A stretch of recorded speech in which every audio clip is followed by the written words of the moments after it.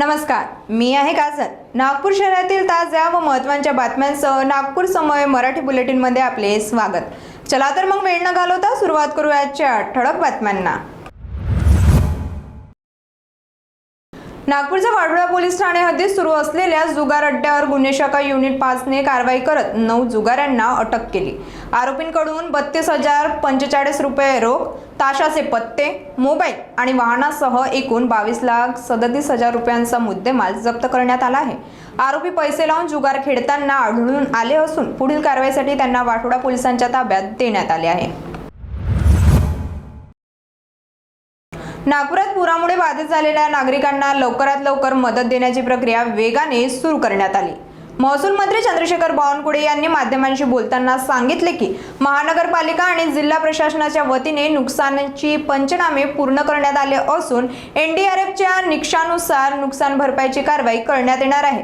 दरम्यान हुडकेश्वर येथील अल्पवयीन मुलीवर अत्याचाराच्या प्रकरणाची गंभीर दखल घेण्यात आली असून दोषींवर कठोर कारवाई करण्याचे निर्देश देण्यात आले असल्याचे त्यांनी सांगितले। नागपूरच्या वाडोळा पोलीस ठाण्याच्या हद्दीत सिम्बायोसिस कॉलेजच्या मागील जंगल परिसरात एका अज्ञात तरुणाचा मृतदेह आढळून आल्याने खळबळ उडाली आहे। प्राथमिक तपासात डोक्यावर दगडाने वार करून हत्या केल्याची शक्यता पोलिसांनी व्यक्त केली आहे। मृत तरुणाचे वय अंदाजे 25 ते 30 वर्षे असून अद्याप त्याची ओळख पटलेली नाही। वाडोळा पोलिसांनी मृतदेह ताब्यात घेऊन पोस्टमार्टमसाठी पाठवला असून सीसीटीव्ही आणि तांत्रिक तपासाच्या आधारे आरोपीचा शोध सुरू केला आहे। नागरिकांना तरुणाची ओळख पटल्यास पोलिसांशी संपर्क साधण्याचे आवाहन पोलीस प्रशासनाद्वारे करण्यात आले आहे।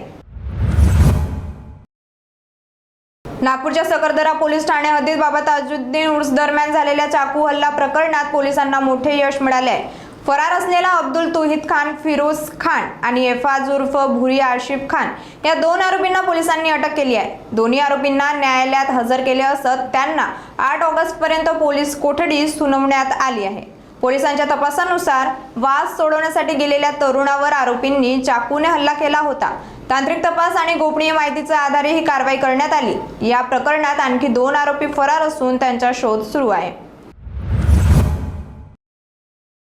आजच्या सर्व महत्त्वाच्या घडामोडींसह इथेच थांबूया। पुन्हा भेटू नव्या बातम्यांसह। तोपर्यंत पाहत राहा नागपूर समय। धन्यवाद।